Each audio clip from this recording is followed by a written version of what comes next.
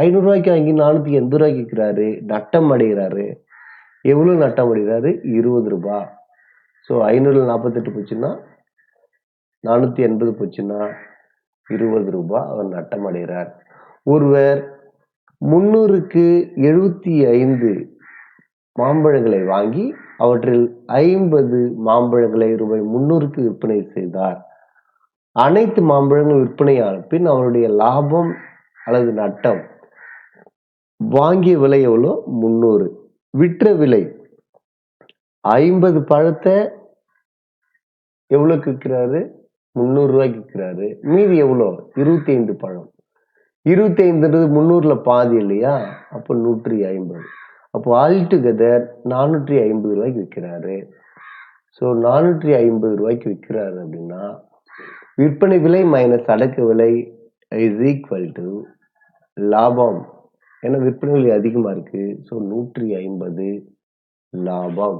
25 kilogram எடையுள்ள கோதுமை by ஒன்று ரூபாய் 1550க்கு விற்பனை செய்யப்பட்டு ரூபாய் 150 லாபம் பெறப்படுகிறது எனில் கோதுமையின் அடக்க விலை, அதாவது 1550 ரூபாய்க்கு விற்பனை செஞ்சா அவருக்கு 150 ரூபாய் லாபம் கிடைச்சிருச்சு. அப்போ லாபம் இஸ் ஈக்குவல் டு, நமக்கு தெரியும் விற்பனை விலை மைனஸ் அடக்க விலை. லாபம் இஸ் ஈக்குவல் டு விற்பனை விலை மைனஸ் அடக்க விலை. நமக்கு அடக்க விலை தேவைன்னா இந்த மைனஸ் வேல்யூ இந்த பக்கம் பிளஸ், இந்த லாபம் இந்த பக்கம் வந்துச்சுன்னா மைனஸ். ஸோ விற்பனை விலையிலிருந்து லாபத்தை கழிச்சிடலாம். 1550லேருந்து 150 கழிச்சோம் அப்படின்னா நமக்கு ஆன்சர் கிடைச்சிடும் 1400 இஸ் த ஆன்சர்.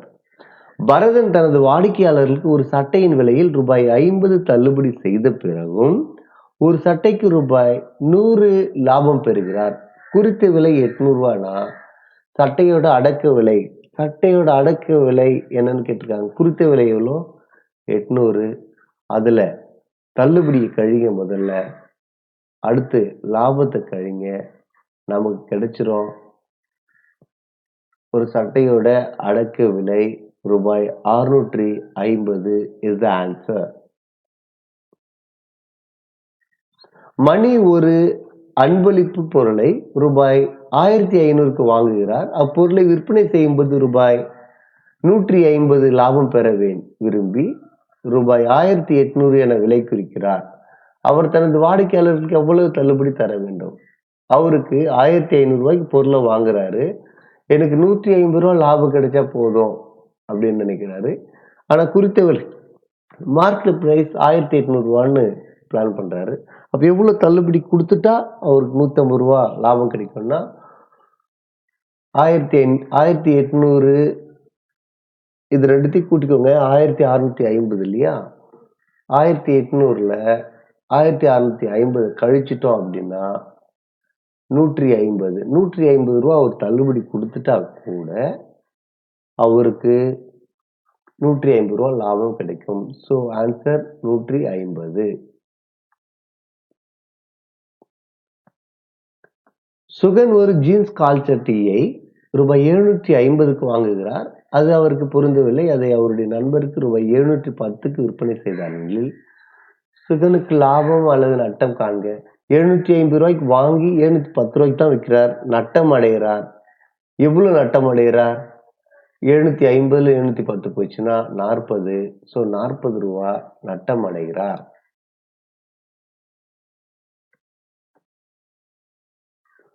சோமு ஒரு உந்து வண்டியை மற்றவரிடமிருந்து 28,000க்கு வாங்கி அதனை பழுது பார்க்க 2000 செலவு செய்கிறார். ஸோ இந்த கூடுதல் செலவுகளும் அடக்க விலையில் தான் செய்கிறோம். So 2000 plus 28,000 30,000. பிறகு அதனை ரூபாய் 30,000க்கு விற்பனை செய்தார் எனில் 30,000 ரூபாய்க்கு வாங்குறாரு, 30,000 ரூபாய் விற்கிறாருன்னா அவருடைய லாபம் அல்லது நட்டம்? லாபமும் இல்லை, நட்டமும் இல்லை. ஒரு நாற்காலியை ரூபாய் 1500க்கு வாங்கினார். தள்ளுபடி ரூபாய் 100 அளித்த பின் ரூபாய் 250 லாபம் பெறுமாறு விற்பனை செய்ய விரும்புகிறார் எனில் நாற்காலியின் குறித்த விலைன்றது எல்லாத்தையும் கூட்டிக்கணும். அதுக்கடுத்து நம்ம தள்ளுபடி எல்லாம் தரப்போறோம். அப்போ 1500 plus 100 1600. 1600 plus 250, 1850 is the answer.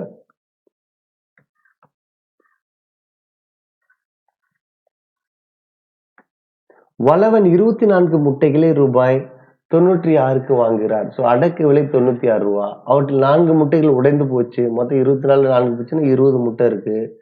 மீதி முட்டைகளை விற்பனை செய்யும் போது 36 ரூபாய் நட்டம். 96 ரூபாயில 36 ரூபா போச்சு அப்படின்னா 60 ரூபாய். எத்தனை முட்டை? 4 முட்டை உடைஞ்சு போச்சு. ஸோ 20 முட்டை 60 ரூபாய்க்கு விற்கிறாரு அப்படின்னா ஒரு முட்டை எவ்வளவுக்கு வித்திருப்பாரு? 20, 20. ஸோ ஒரு முட்டை 3 ரூபாய்க்கு அவர் வித்திருப்பாரு. தள்ளுபடியானது டேஷில் இருந்து கழிக்கப்பட்டு விற்பனை விலை பெறப்படுகிறது. நம்ம ஏற்கனவே சொன்னோம், தள்ளுபடின்றது குறித்த விலை மார்க்கெட் பிரைஸ்ல இருந்து நாம கழிச்சிட்டோம் அப்படின்னா நமக்கு விற்பனை விலை கிடைக்கும். ஸோ குறித்த விலை.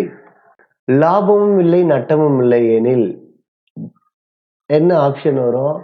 ஸோ அடக்க விலை. வாங்குற விலைக்கே நம்ம வித்துட்டோம்னா நமக்கு லாபம் கிடைக்காது, நட்டமும் கிடைக்காது. ஸோ ஆன்சர் அடக்க விலை இஸ் ஈக்குவல் டு விற்பனை விலை. ஒரு பல்பொருள் அங்காடி விற்பனையாளர் ரூபாய் 750க்கு ஒரு கணிப்பனை வாங்கினார். 100 ரூபாய்க்கு மின்கலம் பொருத்துறாரு. வெளியுறைக்கு 50 ரூபாய் செலவு செய்யறாரு. அப்ப இதெல்லாம் சேர்த்து அடக்க விலையில வரும். 750 பிளஸ் 50 800, 800 பிளஸ் 100 900. அடக்க விலை 900. அதை அவரால் எவ்வளவுக்கு விற்க முடிந்தது? 850 ரூபாய்க்கு தான் விற்க முடியுது. அப்ப அடக்க விலையோட விற்பனை விலை குறைவா இருக்கு. அவருக்கு நட்டம் கிடைக்கும். எவ்வளவு நட்டம் கிடைக்கும் பாருங்க? 50 ரூபாய் நட்டம் கிடைக்கும். ஸோ நம்ம இந்த ஆன்சர் கீயோட லாஸ்ட் பார்ட்ல இருக்கோம். திரும்பவும் நான் சொல்றது நல்லா ரிவைஸ் பண்ணுங்க. கண்டென்ட் எக்ஸ்பிளேஷன் வீடியோ முழுசா பாருங்க.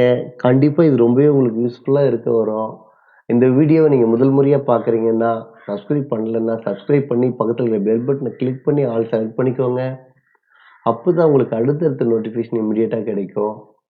இந்த வீடியோ உங்களுக்கு பிடிச்சிருந்தா லைக் பண்ணுங்க, ஷேர் பண்ணுங்க. வீடியோ பத்தின உங்களுடைய ஐடியாஸை கமெண்ட் பண்ணுங்க. Okay, 13th one.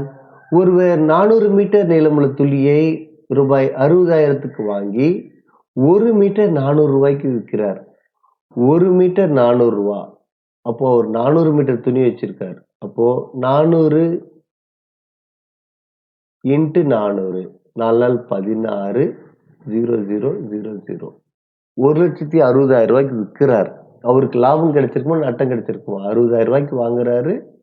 1,60,000 ரூபாய்க்கு விற்கிறார். லாபம் கிடைச்சிருக்கும். எவ்வளவு லாபம்? 1,00,000 ரூபாய் லாபம் கிடைத்திருக்கு.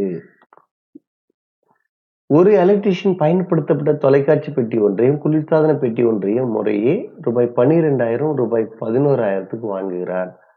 12,000 பிளஸ் 11,000 பிளஸ் தொலைக்காட்சி பெட்டியை சரி செய்ய 1000 ரூபாய் செலவு செய்கிறார். குளிர்சாதன பெட்டிக்கு வர்ணம் பூச ரூபாய் 1,500 செலவு செய்கிறார். இது எல்லாம் சேர்ந்தது அடக்க விலை. கூட்டிக்கலாம். 12,000 பிளஸ் 11,000 23,000 24,000 25,500 அடக்க விலை. விற்பனை விலை தொலைக்காட்சி பெட்டிக்கு 15,000, குளிர்சாதன பெட்டிக்கு 15,500. அப்போ 15,000 பிளஸ் 15,500 30,500 அவர் நிர்ணயம் செய்கிறார். அதுக்கு அடுத்து ஒவ்வொன்றுக்கும் 100,000 ரூபாய் தள்ளுபடி செய்கிறார்.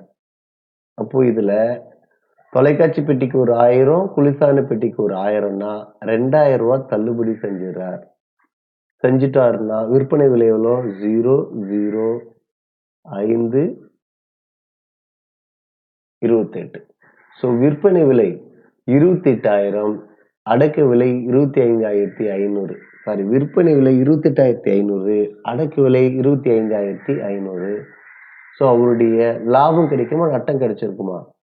லாபம் கிடைச்சிருக்கும். எவ்வளவு லாபம் கிடைச்சிருக்கும்? இதுல இருந்து இதை கழிச்சிட்டோம் அப்படின்னா 3,000 ரூபாய் லாபம் கிடைத்திருக்கிறது. ஒரு வியாபாரி ஒரு டசன் ரூபாய் 20 வீதம் 2 டசன், ஒரு டசன் 20 ரூபாய் அப்படின்னா 2 டசன் 40 ரூபாய். ஒரு வாழைப்பழம் 3 ரூபாய்க்கு விற்கிறார்.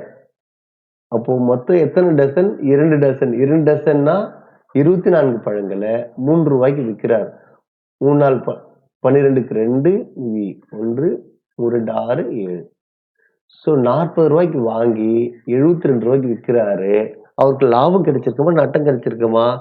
லாபம் கிடைச்சிருக்கும். எவ்வளோ? 72 40 போச்சுன்னா ஸோ 30 ரூபா லாபம் கிடைச்சிருக்கும். ஸோ இதோட கண்டென்ட் நம்மளுடைய ஆன்சர் கீ கம்ப்ளீட் ஆகுது. நீங்க புதுசா பார்க்கணும்னா சப்ஸ்கிரைப் பண்ணிக்கோங்க, லைக் பண்ணுங்க, ஷேர் பண்ணுங்க, கமெண்ட் பண்ணுங்க. தேங்க்யூ.